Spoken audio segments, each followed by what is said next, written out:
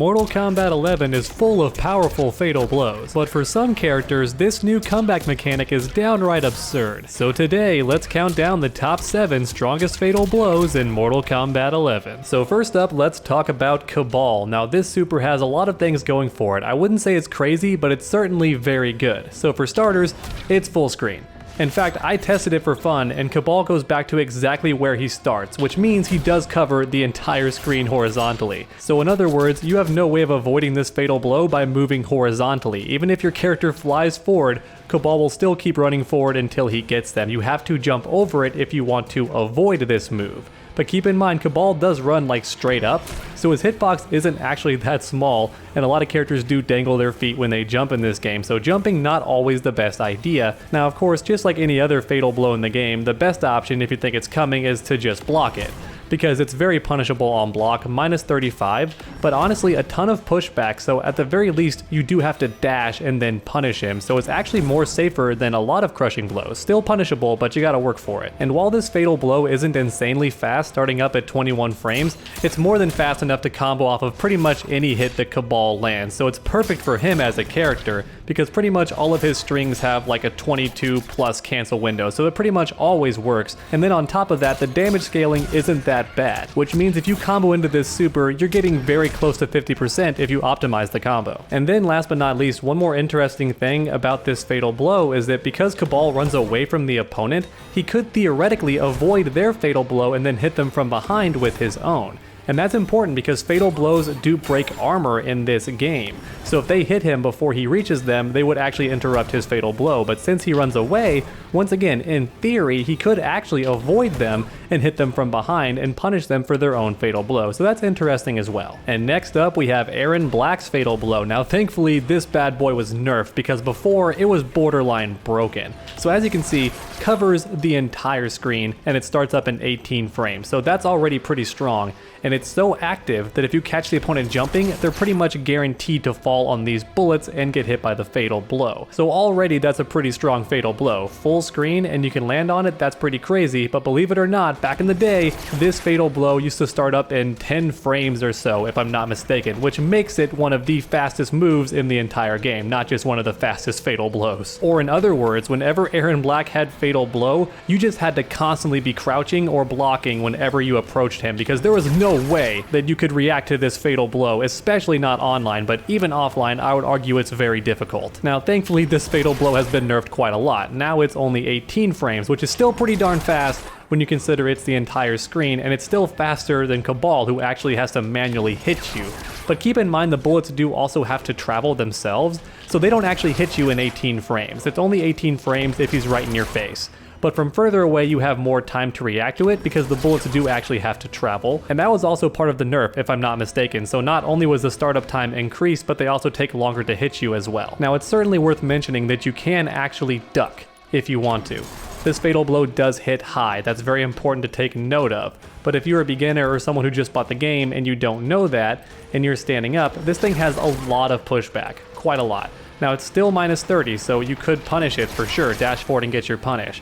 But that's a lot of pushback against players who don't know how this fatal blow works. Now all those nerfs and weaknesses aside, this fatal blow is still pretty crazy. Once again, full screen and starts up in about 1/3 of a second, that's still pretty crazy.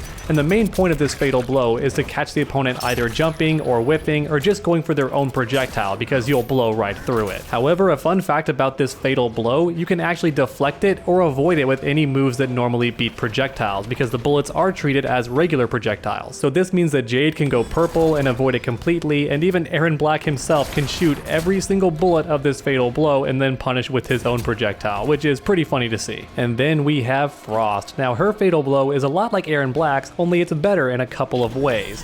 So for one, 17 frames of startup, not 18.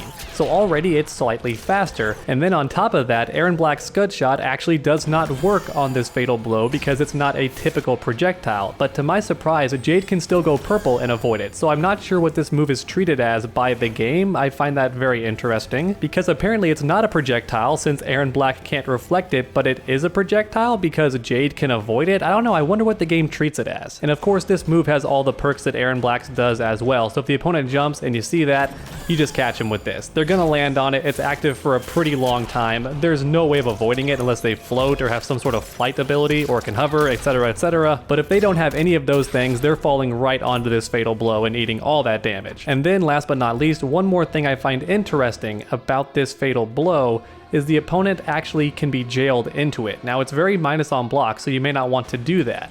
But I just find it interesting that if I do this, you're actually forced to block that. Even though it is a high attack just like Aaron Black's, Frost has a ton of moves that can actually jail into this. So if you think, oh, I'll block it and then duck the fatal blow, you'll get hit. If you let go of block, you're getting hit even if you're crouching.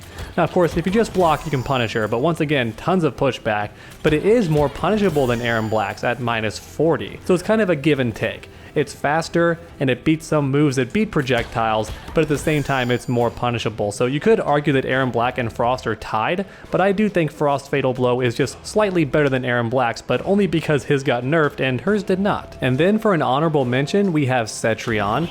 Now this move does track the opponent's location, so you could argue that it's close to being full screen. However, the opponent can do certain things that actually avoid this move because it starts tracking right away, so it can theoretically miss if the opponent does something that moves them fast enough. And then on top of that, it's almost 30 frames on startup, so very slow compared to the other full screen supers. Now with that said, it doesn't have to travel, so it's also one benefit. It's always 30 frames no matter where you hit it from, so that's nice as well. I feel like it's very similar to Frost and Aaron Black, so I don't want to spend too much time on it, but it's certainly also a fantastic Fatal Blow. But now let's talk about Garrus. I'm sure this Fatal Blow haunts you in your nightmares. Now the range isn't quite full screen, but it's still very, very far, and look at that startup, only 16 frames. And when they say 16 frames, they mean it. This thing hits mid and doesn't really have any travel time, so it truly is 16 frames. Whether he's right in your face or he's at max distance for this Fatal Blow, it's still about 16 frames. He's going to snag you with it, and this thing does some decent damage. And crazier still, I think we all know that Garrus hurts. If Garrus touches you, it hurts. And worse still, if he combos into this Fatal Blow, it barely scales at all. This is still going to hurt.